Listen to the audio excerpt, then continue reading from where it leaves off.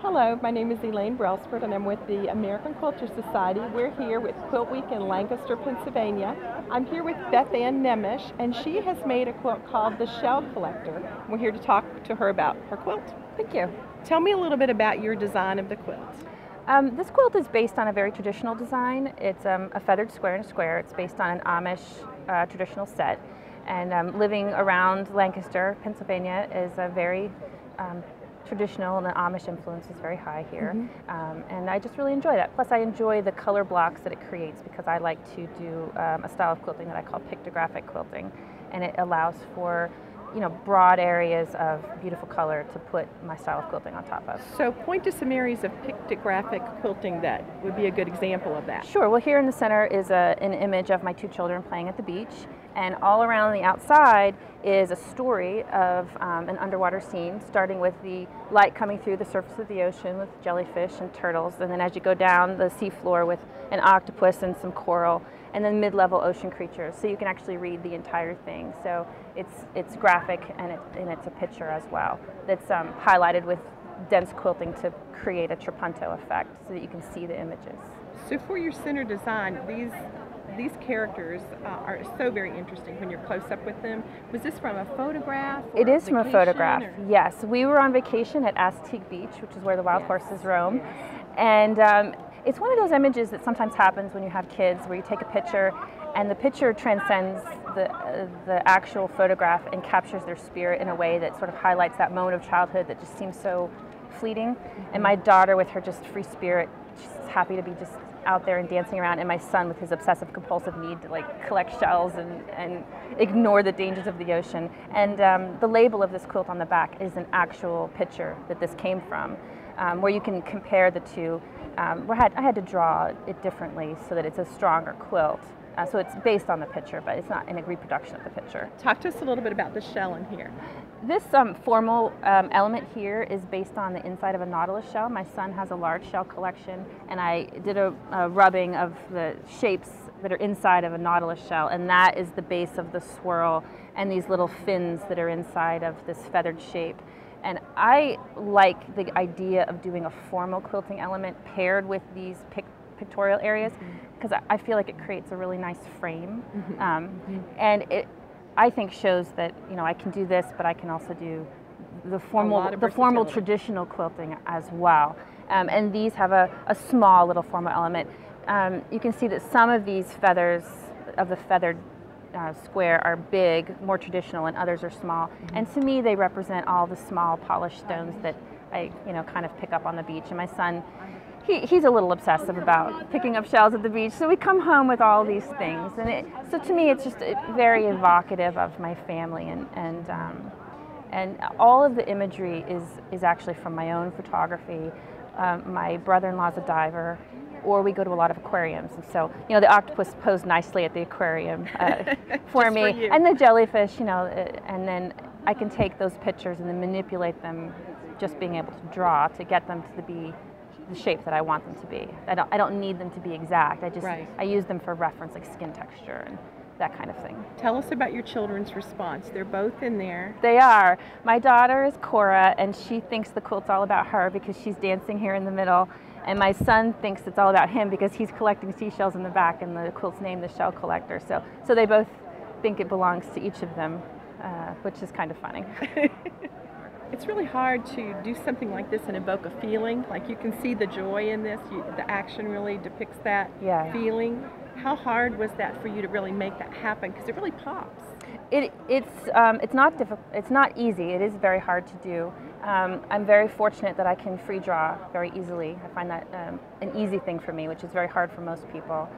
So looking at the picture, and then also using the various background quilting to try to create a feeling of wet sand, shadows in the sand, where it's all the same color. So you really have to use the texture to create that look. Right. And then have really good lighting to really make it pop.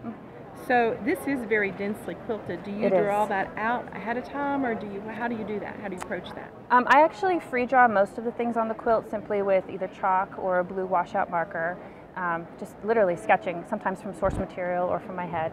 And then the background quilting.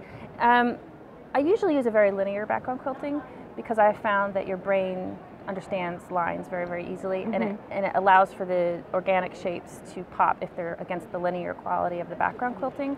I've tried other types of background quilting near imagery, and it kind of gets lost. So the linear really helps that pop loose. But no, I don't draw the background quilting. If I'm sketching, I'm really only just sketching the main element, and the rest. An idea. Correct, and the rest is sort of as I go.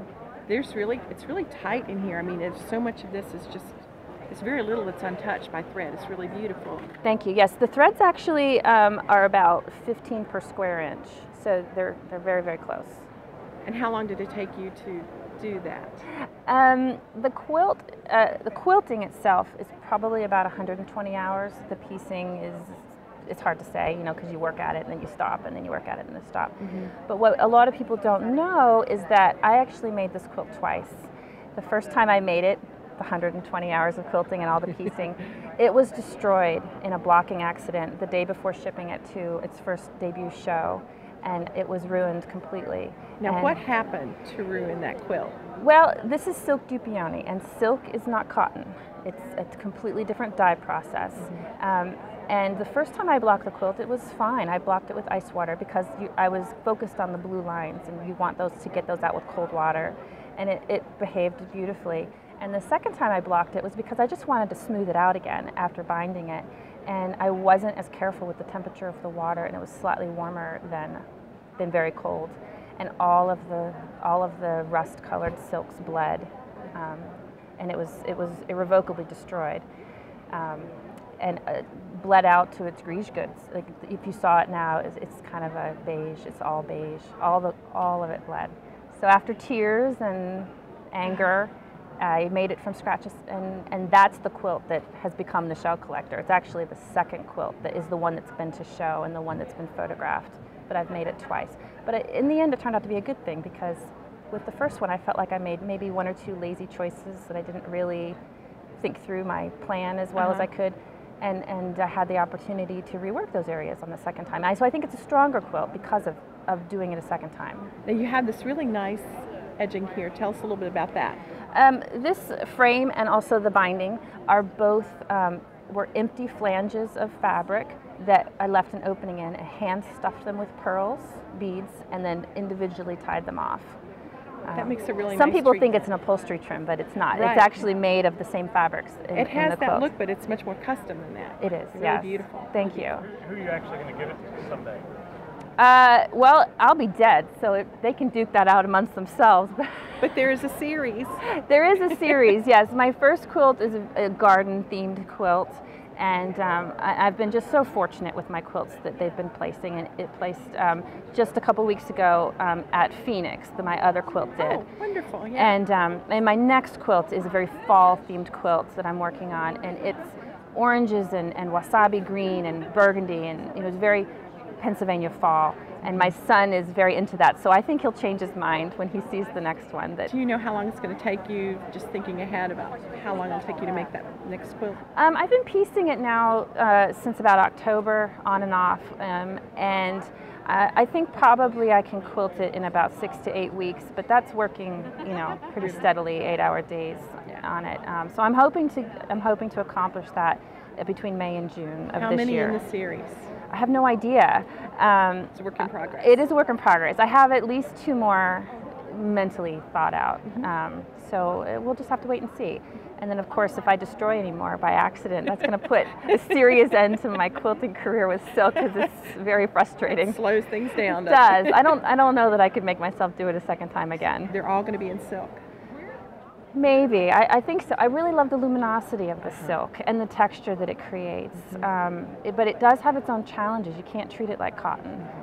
You have to be very, very careful with it. If it turns out anything like this, it'll be another winner. Thank you. Thank I you hope so much. Absolutely. Thank you.